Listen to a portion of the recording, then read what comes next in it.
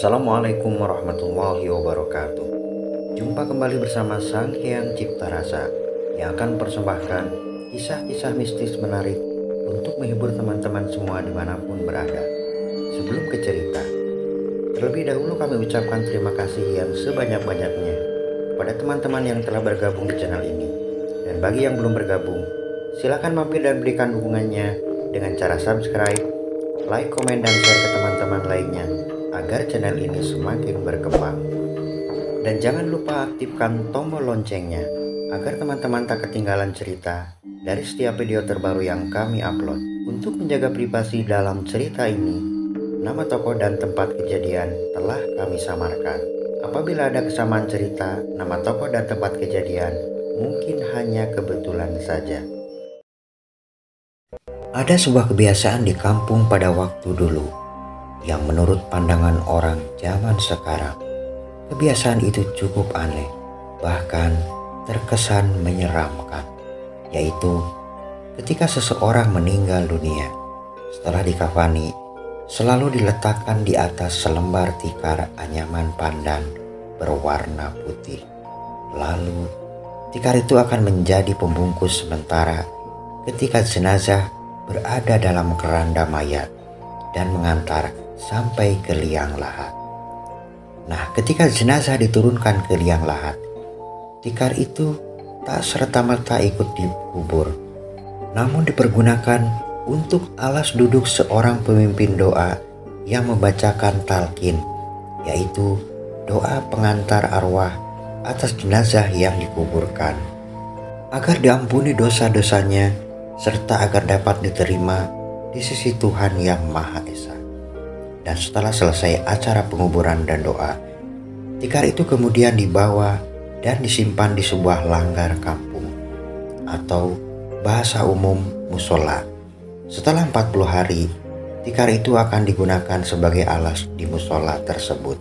Kebiasaan itu turun-temurun dan dilakukan masyarakat waktu itu, sehingga di atas palang kayu yang tak ada langit-langitnya itu menumpuk gulungan tikar pandan bekas pembungkus mayat. Bagi masyarakat sekitar, keberadaan tikar-tikar pandan bekas pembungkus jenazah itu sudah menjadi hal yang lumrah, apalagi dipergunakan untuk sarana ibadah. Dan selama ini belum pernah terdengar ada kejadian aneh tentang keberadaan tikar-tikar di langgar tersebut. Pada suatu malam, tepatnya malam minggu, terdengar lamat-lamat dari kampung sebelah. Suara musik yang sepertinya mengajak orang-orang untuk segera datang menonton. Suara musik itu berasal dari sebuah acara hajatan yang tentu saja akan menjadi tontonan asyik yang gratis bagi warga sekitar. Orang-orang pun lalu berbondong-bondong untuk menyaksikan acara tersebut. "Riz, ayo cepetan," ujar Teguh pada Aris temannya.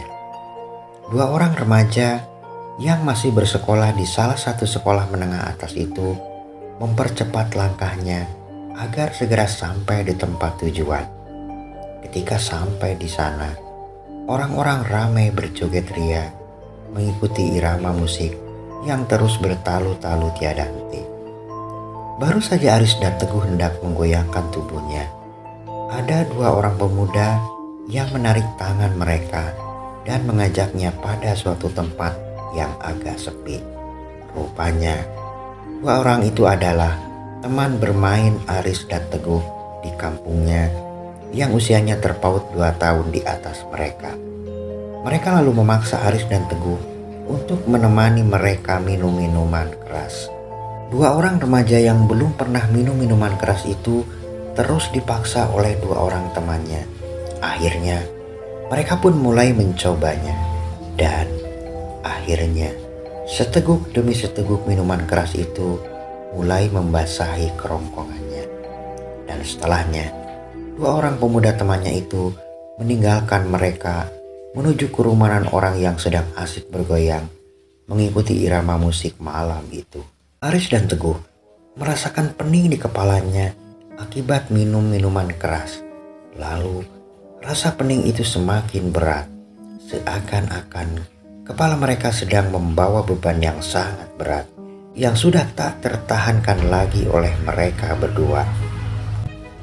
Jangankan untuk bergerak bangkit, menggerakkan kepalanya pun sudah tak mampu lagi. Dan tak lama, tubuh keduanya pun ambruk pingsan. Di tengah riuknya suara musik dan penonton malam itu. Dikarenakan tempat mereka berdua agak di tepi yang banyak rimbunan semak-semak, sehingga orang-orang yang menonton tak ada yang mengetahui jika di sana tergeletak dua orang remaja yang pingsan. Entah berapa lama Aris dan Teguh pingsan di tempat itu. Mereka baru tersadar ketika percikan rintik hujan gerimis membasahi wajah mereka. "Riz, ayo mulai," ujar Teguh yang siuman lebih dulu. Mereka lalu celingukan memperhatikan sekeliling. Tempat itu telah sepi. Hanya menyisakan sampah-sampah yang berserakan memenuhi tempat hiburan tersebut.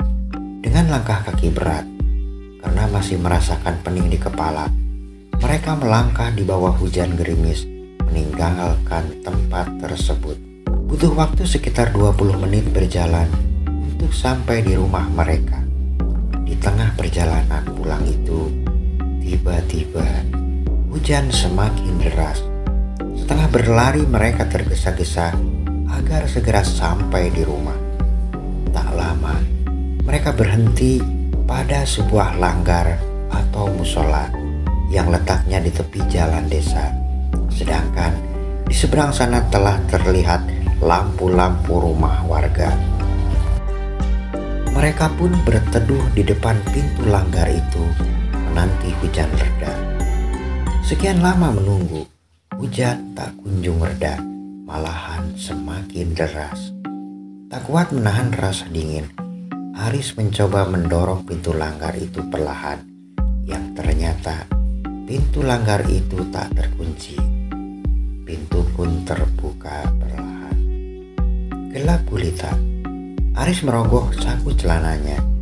Ia masih menyimpan senter korek yang cukup lumayan untuk menerangi dan melihat keadaan di dalam. Keadaan di dalam cukup rapi dan bersih dan cukup hangat bagi mereka ketimbang harus menunggu di luar yang pastinya akan basah oleh air hujan. Mereka lalu memutuskan untuk menginap di langgar tersebut. Terlihat oleh mereka hamparan tikar pandan berwarna putih di seluruh ruangan langgar itu. Mereka lalu merebahkan tubuhnya, saling membelakangi, serta saling merapatkan punggungnya. Beberapa menit berlalu, mereka tak juga dapat memejamkan matanya. Mereka merasa gelisah. Ada perasaan tak nyaman tidur di langgar itu. Apalagi jika teringat tadi mereka telah minum minuman yang sangat dilarang. Dan saat itu mereka berada di tempat yang suci. Walaupun tempat itu kecil, tetap saja namanya juga tempat ibadah yang jika masuk ke dalamnya harus dalam keadaan suci. Di tengah kegelisahan itu, tiba-tiba ruangan langgar itu menjadi sangat dingin dan terasa lembab. Padahal ketika masuk tadi, ruangan itu terasa hangat dan nyaman. Aris lalu menyorotkan senter kecilnya ke setiap arah. Dan ketika cahaya senter kecil itu menyorot ke atas tubuh mereka, terlihat di atas mereka 3 gulungan tikar pandan di atas palang kayu langit-langit yang tak berdinding itu. Aris dan Teguh lalu bangkit, lalu mencoba menurunkan tikar-tikar itu. Tak ada kesulitan apapun ketika menurunkan 3 gulungan tikar pandan itu. 2 gulungan tikar dibuka lalu digelar untuk alas tidur mereka. Seketika aroma aneh tercium oleh mereka. Aroma khas kapur barus dan minyak serimpi. Namun karena mereka telah mengantuk, mereka tak memiliki pikiran yang aneh-aneh. Kembali mereka merebahkan tubuhnya, seraya menutupi tubuh mereka dengan lembaran tikar yang satunya. Mereka pun tertidur dalam buaian irama rintik hujan saat itu. Beberapa menit berlalu. Tiba-tiba, perlahan-lahan tikar pandan penutup tubuh mereka itu bergerak. Seperti ada sepasang tangan yang tak terlihat yang menarik tikar itu. Tikar itu terus bergerak ke bawah kaki mereka. Lalu, tubuh Teguh perlahan terangkat dan dipindahkan oleh sesuatu yang tak nampak ke atas lembaran tikar yang melorot itu. Dan tikar itu lalu menggulung dan membungkus tubuh Teguh layaknya jenazah.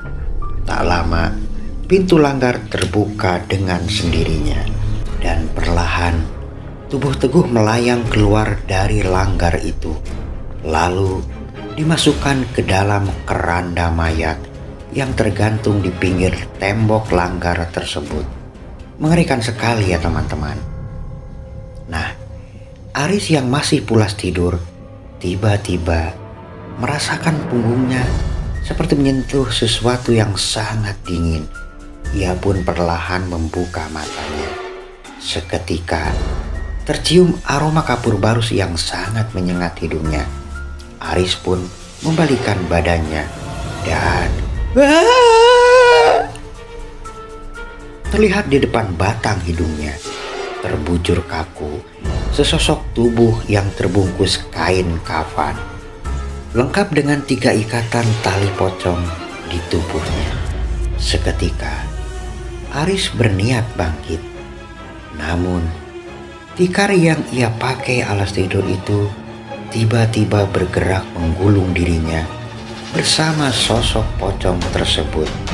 Tak ayal lagi, Aris pun terus berteriak-teriak kencang memecah kesunyian malam itu. Tolong, tolong! Bisa dibayangkan oleh teman-teman betapa menakutkan kejadian tersebut. Nah, Teguh yang tak menyadari jika ia telah dipindahkan ke dalam keranda mayat itu, tiba-tiba ia terbangun ketika mendengar teriakan temannya. Lalu dengan sekali gerakan ia pun bangkit. Namun kepalanya malah membentur besi penutup keranda dengan keras. Aduh! Ujarnya sambil mengusap-ngusap kepalanya yang terasa sakit. Nah, disitulah Teguh baru sadar jika ia telah berada dalam keranda mayat. Ia pun menjerit-jerit seraya memukul-mukul atap keranda. Tolong, tolong! Susah sekali atap keranda itu dibuka. Lalu dengan sekuat tenaga, Teguh menggoyang-goyangkan keranda itu dengan kencang sambil terus berteriak-teriak. Dan tiba-tiba tali pengikat keranda itu terlepas dari penjangannya, lalu jatuh ke tanah di pinggir langgar tersebut bersama tubuh Teguh yang masih berada di dalamnya. Ketika keranda itu jatuh ke tanah, atap keranda itu terbuka dengan sendirinya. Secepat kilat Teguh keluar dari dalam keranda itu, lalu berlari ke dalam langgar yang pintunya telah terbuka lebar. Teguh melihat temannya itu sedang meronta-ronta dalam gulungan tikar sambil berteriak-teriak. Tolong, tolong, tolong! Teguh lalu dengan sekuat tenaga menarik tikar tersebut. Begitu terbuka gulungannya, Aris lalu bangkit seraya menarik tangan Teguh berlari keluar dari dalam langgar tersebut. Dengan napas terengah-engah dan keringat bercucuran, sampailah 2 remaja itu di kampung mereka. Nah teman-teman, sampai di sini ceritanya. Semoga dapat menghibur kalian semua dimanapun berada. Terima kasih bagi teman-teman yang telah menonton dan mendengarkan ceritanya. Mohon maaf apabila ada salah-salah kata. Sampai jumpa di kisah mistis selanjutnya hanya di Sang Hyang Cipta Rasa. Assalamualaikum warahmatullahi wabarakatuh.